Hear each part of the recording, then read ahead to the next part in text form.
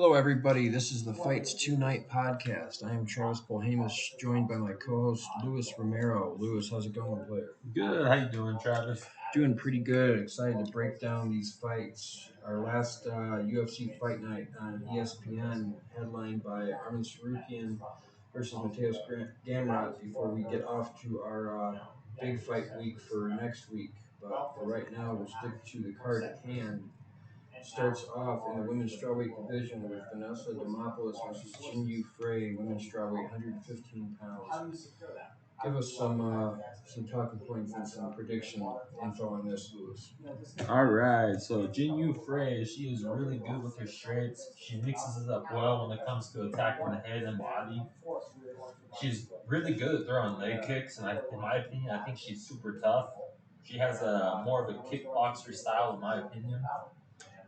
And Vanessa Demopoulos, I don't know much about her. I know that the few things I do know about her is that she lost her on Dana White's Contender Series in her last fight against Silvana Gomez Juarez. She got dropped, but she was still able to toss up an armbar. I think she got lucky, in my opinion. I'm not sure how good Silvana was on the ground or is on the ground, but she was able to get the armbar. And a quick fact, or not fact, but for the people out there that don't know who Vanessa Demopoulos is, she's the girl that went fangirl crazy when she got to meet Joe Rogan, or when she got interviewed by Joe Rogan after that Silvana win. I remember that. Who do you feel comes away with this one, Lewis? I think both these girls are good strikers. I'm not sure how well Vanessa's gas tank is, in my opinion. But if I were to pick one, if I were to bet on one, it would probably have to be Jinyu Frey. Uh, I agree with that. yeah. Kind of go with her experience over Vanessa. Yeah, I'm not sure if she has, knockout power and to put away Vanessa compared to her last opponent, but I think she'll be able to come away with this one with a split decision. Nice. That brings us to our first male fight of the night, which is a bantamweight bout, 135 pounds, between Mario Batista and Brian Kelleher. Mario Batista has had a couple fights, kind of been a little hit and miss, but seems pretty good. Brian Kelleher had some jobs, like analyst jobs, in mixed martial arts for a while. He was one of the guys that was calling out O'Malley on Twitter a lot.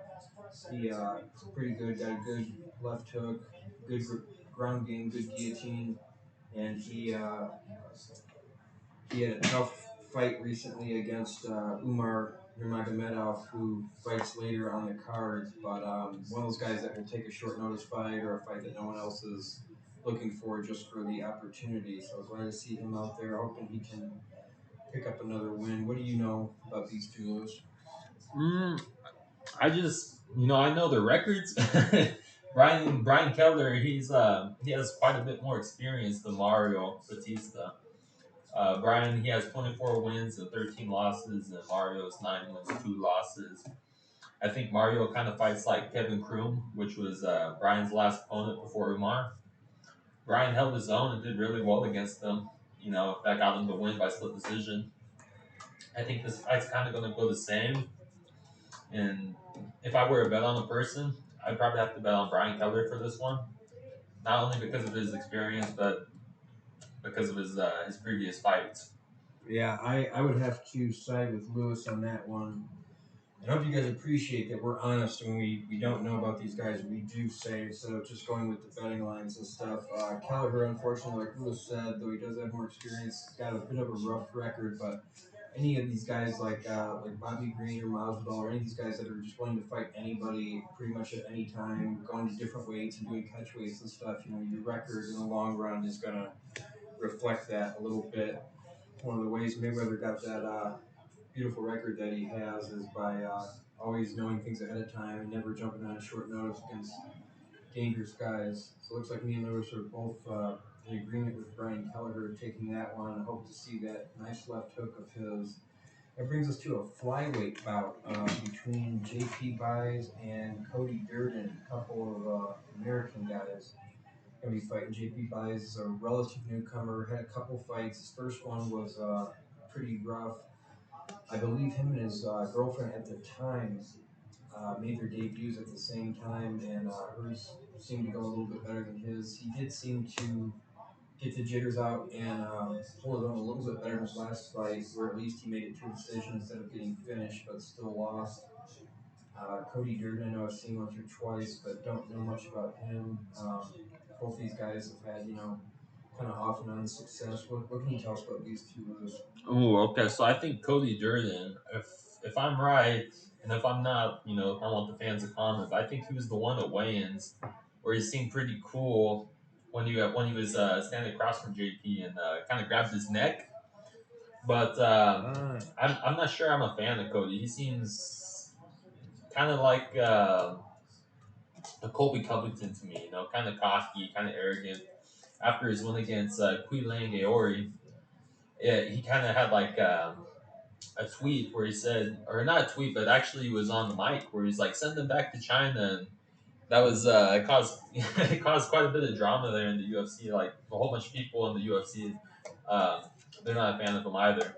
But, yeah, like you were saying, his wife, Cheyenne Bai, she made her, they both made or both got accepted on Dana White's Contender Series, and they both got the contract, which is pretty cool. I think they split up since. No. Could be wrong. Yeah, I remember there being some Instagram or Twitter stuff where she was like living with a different MMA fighter. So I don't know how true it is, but kind of rough, especially both women got the same last name. Yeah. Man, that's crazy. That I had no idea about drama. I like it. Yeah, I think she actually went under a different last name in her last fight too. I don't know if that's her maiden name or.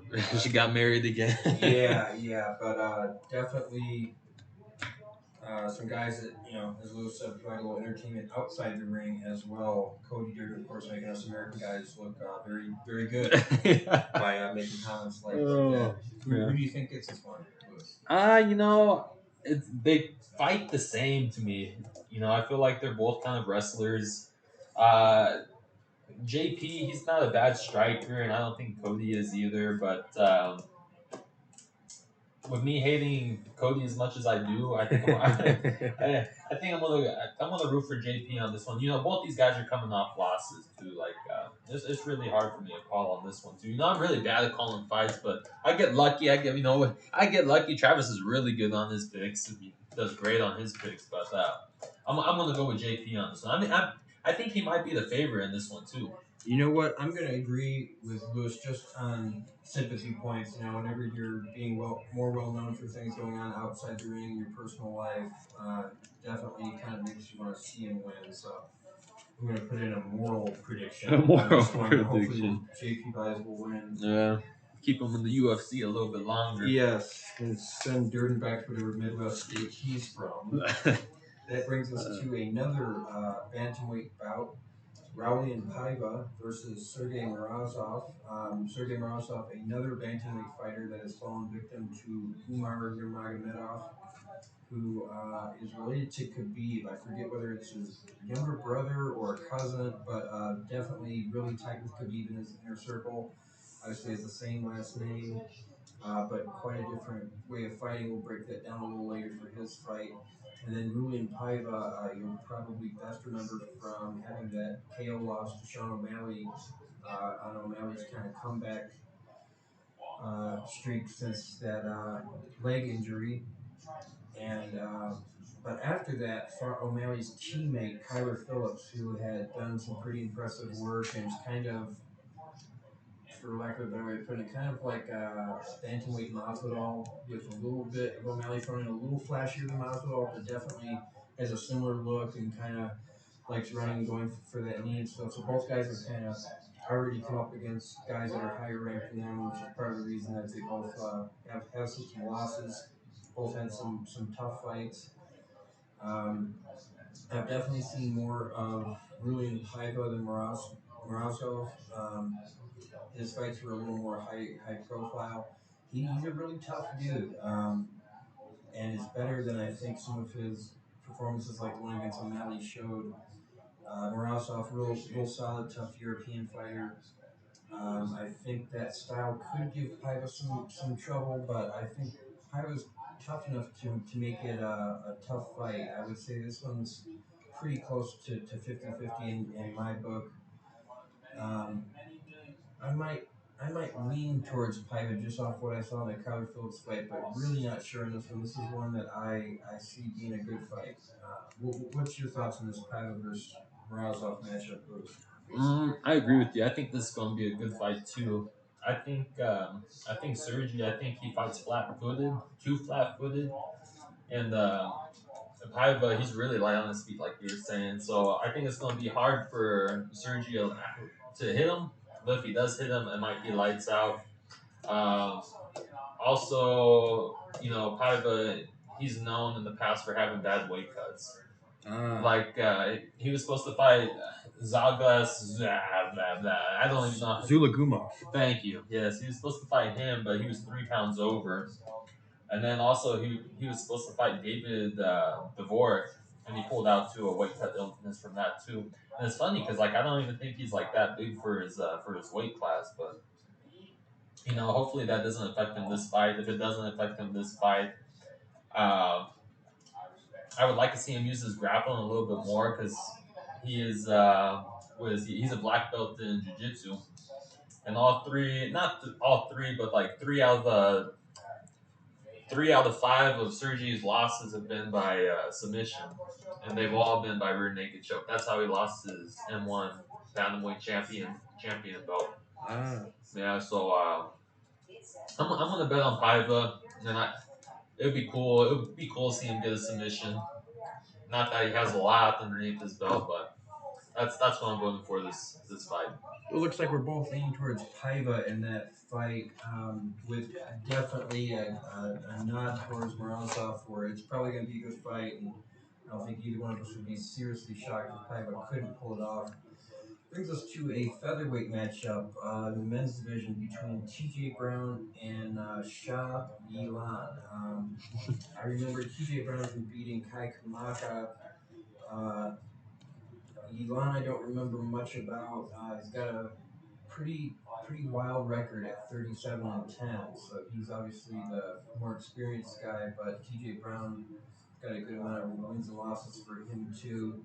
This is another one where kind of guys have had some ups and downs, and just trying to get further in this featherweight weight class, which is a good one to be trying to get a title shot in, just because of the number of people in the top 10 that Volkanovski's already fought. So it's one that, like the Korean Zombie, you can find yourself having a loss or two in your last couple of fights and still perhaps getting a title shot, especially if Volkanovski's able to outdo Max Holloway again.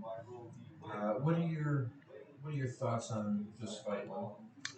So Shah Yilan, in my opinion, he's not the best striker. He does good when he pushes you up against the cage, but I think he's gonna have a hard time doing that against T.J. Brown. And when it comes to striking advantages, or who in my opinion thinks better at striking, I'm gonna vote with for T.J. Brown. Like you said, I watched his last fight against Kai Kamaka too, or not his last fight, but his fight against Kai Kamaka.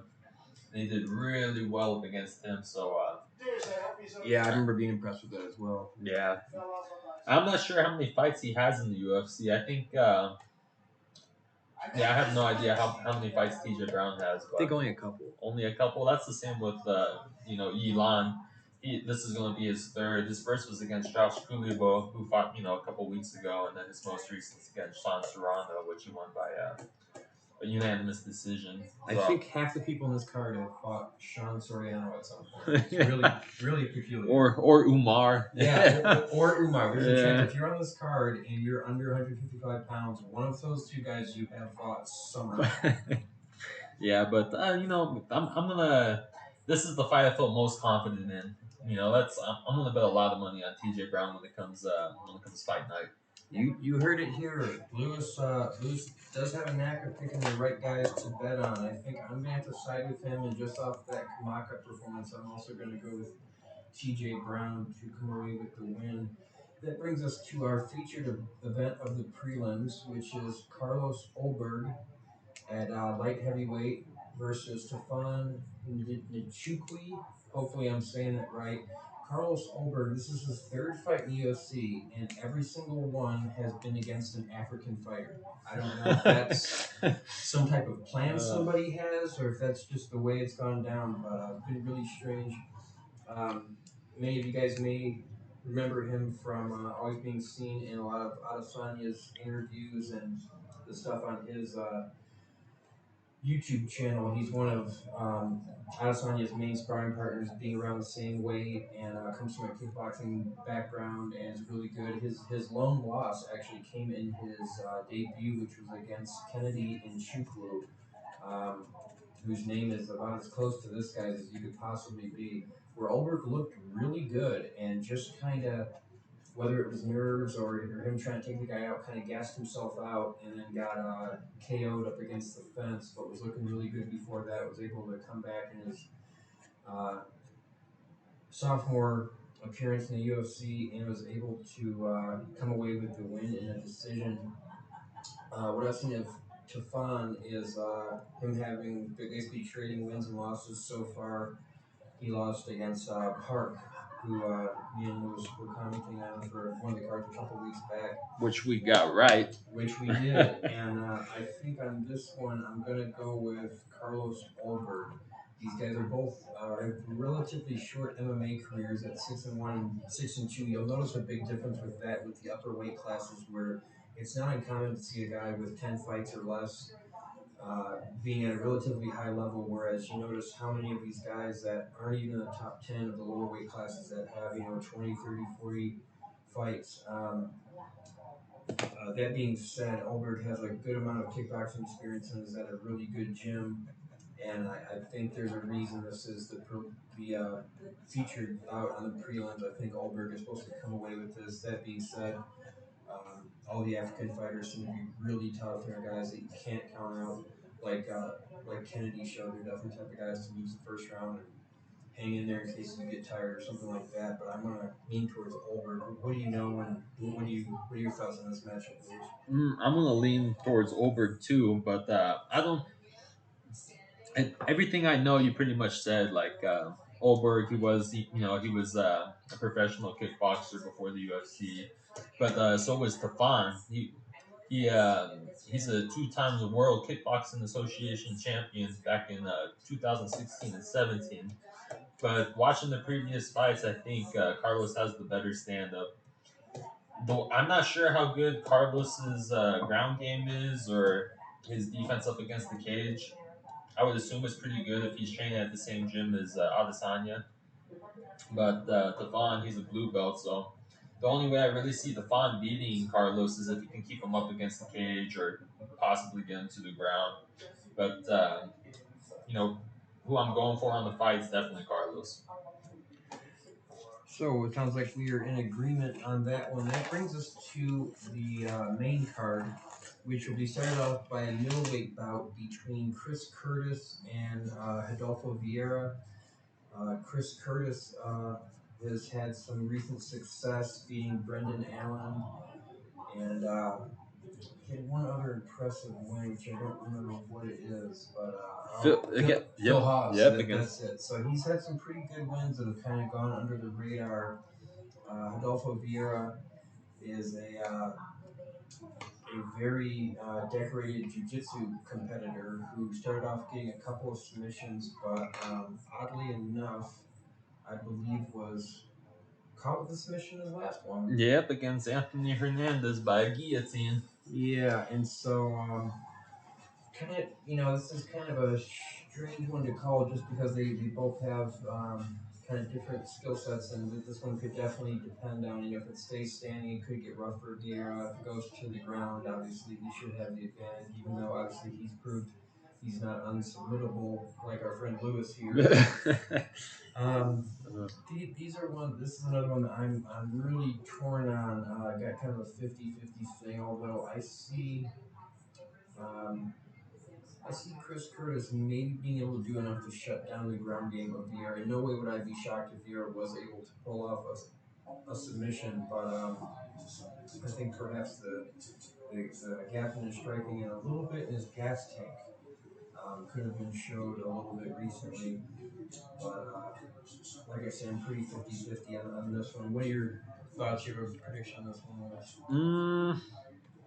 You know, I always go for the jiu-jitsu guy when I don't know about the fighters. But all I know is that Chris, he's a good boxer and he's a good counter fighter. You know, Rodolfo, he has a pretty good jab and a decent cross. Like he has a hard jab. I can see if Chris can shut down the takedowns, I think he'll be able to land some shots by slipping the jab and the cross that Vieira is going to be throwing. But with looking at their records too, like Vieira, he has 8 wins and 7 of those are by submission. So it would be cool to see him get another one. I always go for the jiu-jitsu guy. Yeah, I don't know. I'm going for Vieira, even though Chris has the maybe not the better record, but definitely the more experience. So, barring a draw, it looks like me and Lewis, our podcast, will call it right either way on this one, Yeah. which is nice. Oh boy. That brings us to a bantamweight bout, and one of the ones I'm looking forward to the most. Not necessarily that I see it being super competitive, but Umar Nurmagomedov, even though he trains with Khabib, he has a real different style. He's got much more of a comfort in the striking realm. Got some real quick ground kicks with his lead leg, but obviously he's still extremely well versed on the ground and real good with the submissions. Nathan Manez, even though his record is similar at 14-1, whereas Umar is 14-0, he's had a couple fights in the UFC and won all of them. But I just feel like him coming from the regional scene in Kentucky, and the type of training and the type of experience Umar's already had, being basically half the bantamweights on the card, I see this being another win on Umar's record. I don't see this being the time he gets a loss, and I think this is, depending on the performance, perhaps going to be the one that starts putting him up in talks for, if not getting into the top five, maybe catching some fights with either some great fighters that are a little bit lower down the ranks, like a Frankie Edgar or perhaps a Dominic Cruz or something like that. But at least somebody that's a little bit more well known. Not to take anything away from Manus, but I definitely think he's up against it here. His lone loss, I believe, came due to strikes, which Umar's really good at. And it's hard to think that he could do much in the grappling when you're training with Khabib and Islam Makhachev and those guys. So I've got a win for Umar, and I actually think he might get a finish. Not that Manus has been finished much, but Umar's just seems so dominant, so well rounded so far that they say that.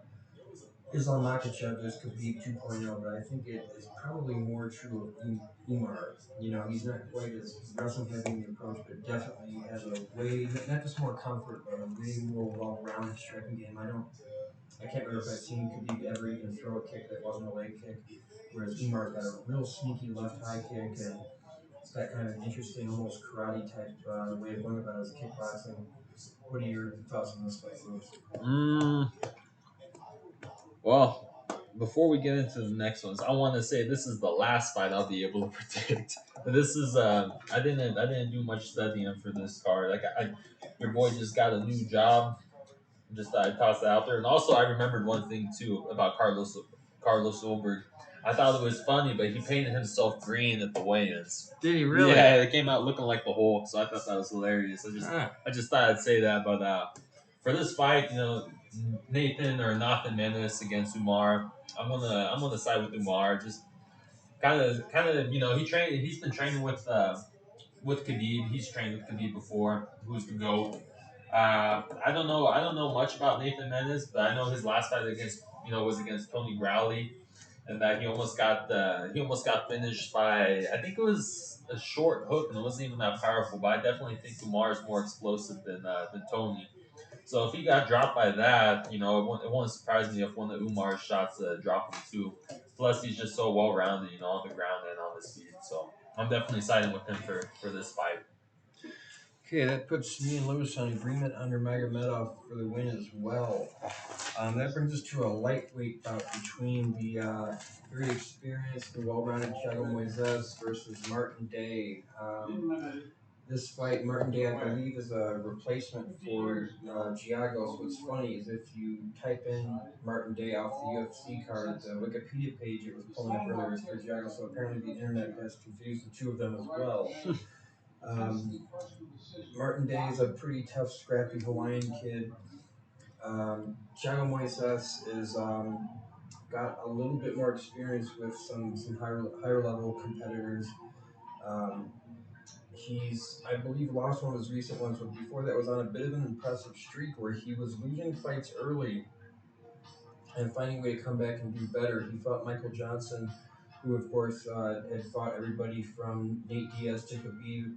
Lost the first round, basically being picked apart by Johnson on the feet. Came out and threw up a leg lock in the second and won.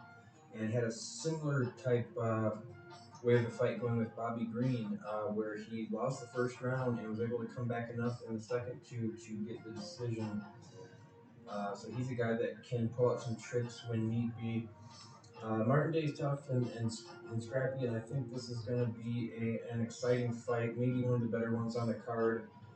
But I think Thiago Moises has just gone the distance enough and been there with enough really tricky guys to where I think he should be able to take this one.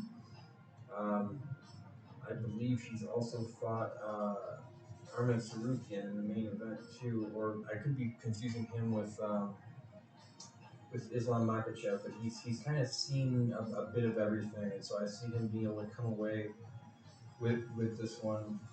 Um, you got a prediction on Moises and Day? I don't. I don't. The last fight was the last one I was able to call just because I didn't study up for him. I would have been able to get one more if it was against Christos, Giagos, but since they changed it, Everybody's real confused on that fight.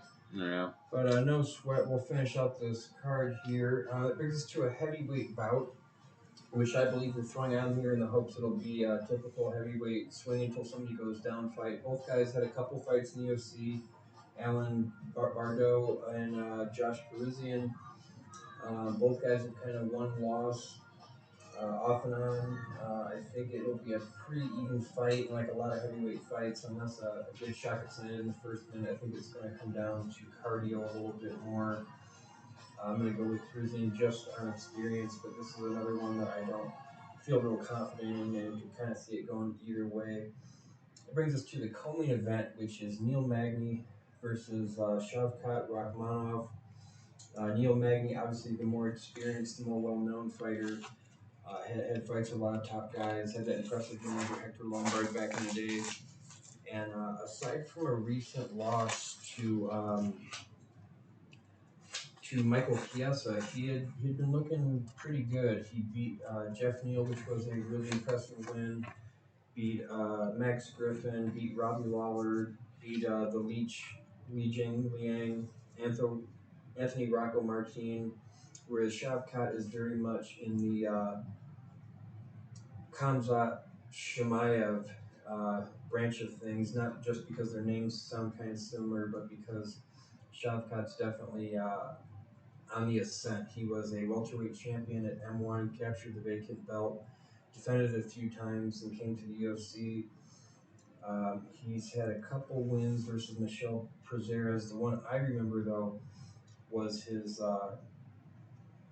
last fight where he fought Carlston Harris and won with a spinning hook kick and punches, which was a real slick finish. He's a real tough guy, real well-rounded. Anytime you see somebody that held a M1 championship belt, they tend to be pretty serious. And Magny, I still think, is real tricky. He's extremely long for the weight class. As long as he doesn't come up against somebody too powerful, he's pretty slick on the ground as well. The thing is I think Shavkat is explosive enough to be able to get in and hurt Magny and perhaps mess with that game plan a little bit. And I do think he's strong enough on the ground to be able to contend with Magny. I see Shavkat probably trying to mix it up standing. Things start going rough. I could see him perhaps going for a takedown, but it can be dangerous against somebody like Neil Magny. I think this is one of those ones, kind of like the Burns Shemaev fight, where I think it's definitely a fight that's supposed to be Shavkat's coming out party. But I feel like Burns, that Neil Magny is, some of these guys at welterweight are just so experienced and have been fighting top 10 guys and former champion stuff for years, to where it makes them really tricky if you haven't really dealt with anybody at that level yet. And even though Shavkat's undefeated at 15-0, Magny has more than twice as many fights. And part of the thing that's perhaps helped Shavkat stay undefeated is that he hasn't really fought anybody at this level yet. And so I see this being a close fight, but I do think 3 rounds gives Shavkat enough time to use his explosions, but not necessarily have to get gassed out going a full 5 yet. And so I see him coming away with this. Um, there's a chance he can catch another kick or a good punch and maybe put Magny away, but I think Magny's experience and just how long he's been around and some of the tough guys he's fought will help him hang in there. His loss against Kieso was a 5-round, pretty one-sided thing, and some of the toughness and grit he showed hanging in there was really impressive. So I'm going to say Shavkat by decision, but look for Magny to make it tough, and wouldn't be shocked if Shavkat does get a loss here, just being his first time at this level and in that co-main event as well. That'll bring us to our main event, which is Mateus Gamrot versus Armin Tsarukyan. Armin Tsarukyan, 18-2. Mateus Gamrot's 20-1. Mateus Gamrot has had some very impressive wins as of lately. Jeremy Stevens, before he left for the PFL, got caught in a submission by him very quickly. He got a GKO over Carlos Diego Ferreira, who had just come off that fight with Benil Dariush. Whoever won that was going to get close to title contention. So kind of under the radar, he's had some good fights that went his way. He also got a KO over Scott Holton, so he's not only won majority of all his fights in the UFC, but he's done all with finishes. Armin Tsarukyan trained at a Tiger Muay Thai for a while, and is definitely a bit more of a grappler, but is quite well rounded. He beat Joe Alvarez recently out of Spain, who's a real impressive up-and-coming fighter and striker that I really liked. He beat Martin Day and Matt Favola the year before that. Martin Day, who's on the card earlier, going up against Moises. He also beat Davi Ramos, who's a really impressive grappler. Olivia Alba-Mercier, who's an impressive grappler. His only loss was to Islam Makhachev, which was only his debut. But it was in Abu Dhabi, and it was so impressive how well he hung with him in the grappling, too. It's one of those fights where you lose, but get more credit from it than you would from most wins. Um, Mateus Gamrot is a real dangerous guy, and I think he could be the flashier of the two. Wouldn't be shocked if he got a finish. Obviously, the records are pretty close: 18-2 for Armin and 21 for Gamrot. But I will say that I think Armin's faced a little bit higher of a level of competition over the last few years, whereas Gamrot recently is just finally kind of starting to fight some of those guys. That being said, he has done very good in each one of those outings. I think this will be a good fight to get Gamrot's name out there a little bit more, considering some of the guys he's beaten. He should definitely be more well known. But I think Armin Tsarukyan is just so well rounded. He's good enough on the ground with his wrestling. He should just hang in there with Islam Makhachev, and even had quite a few times where he was out wrestling Makhachev and reversing him. And training at Tiger Muay Thai with guys like Fiziev and Peter Yan and Volkanovski for a little while. He should be well rounded enough to be able to mix it up enough to take the victory.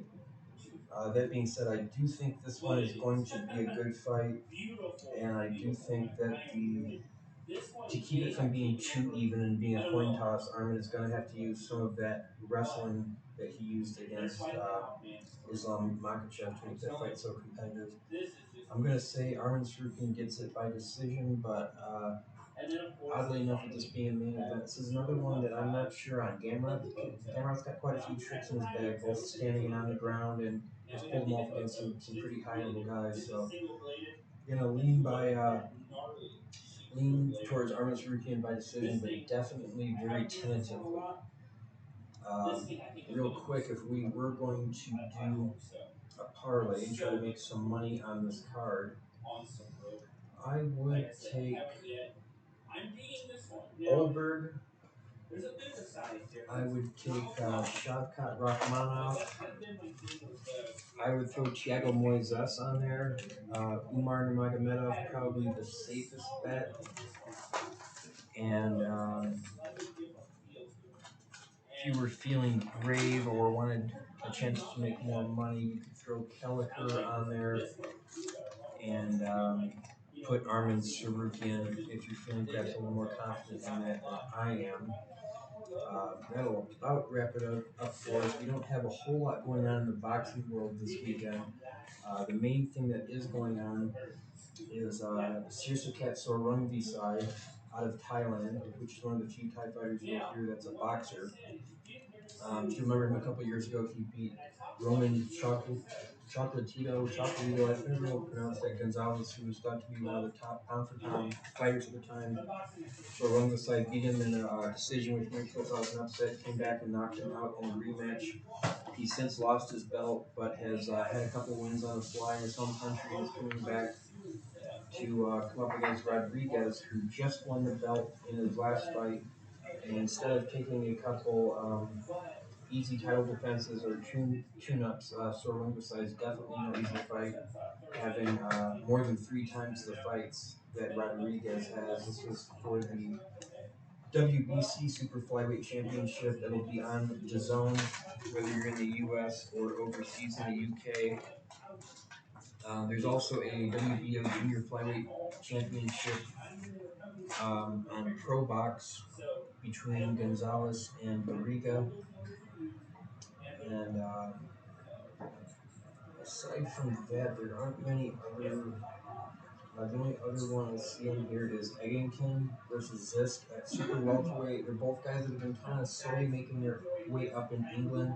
If you remember during the pandemic, they had, I believe that guy's last name was Cheese, but they made a thing out of it where the card was, Cheese versus Eggington. These guys with 2 names that sounded like food, which was one of Eddie Hearn's interesting ways of putting things in sports. That's on Sky Action Sports in the UK. I'm not even sure how you would watch that one over here in America unless you're not internet stream somehow. On that one, I gotta say, I see that Rodriguez is definitely good from the bit I've seen of him, but I think Rungvisai might surprise him. Memory serves me right. Rungvisai, the southpaw, is really explosive. Got kind of a strange boxing style that catches some people off guard. And if he beat Roman Gonzalez in 2017, that certainly was more of an upset than it would be for him beating Rodriguez. So I see that being a super competitive fight, and wouldn't be shocked if Rungvisai was able to get his WBC belt back. Or it'll really be a statement and a cleanup party for Rodriguez. That about wraps it up for the fights for this weekend. Definitely stay tuned as me and Lewis will be doing real good podcast next week, breaking down the huge UFC card that's coming up and the few boxing matches that'll be going on. Got a couple title fights. Adesanya defending his belt against Cannonier, Holloway and Volkanovski's trilogy fight. Sean O'Malley versus Pedro Munoz. Lot of good fights on there. It'd be a real interesting card and definitely one you'll want to break down a couple days at a time, especially if you're trying to put in some bets. So if we are parlay, a good day, give us more money to bet on big fights. Lewis, you got any final messages for our viewers and listeners? Final messages.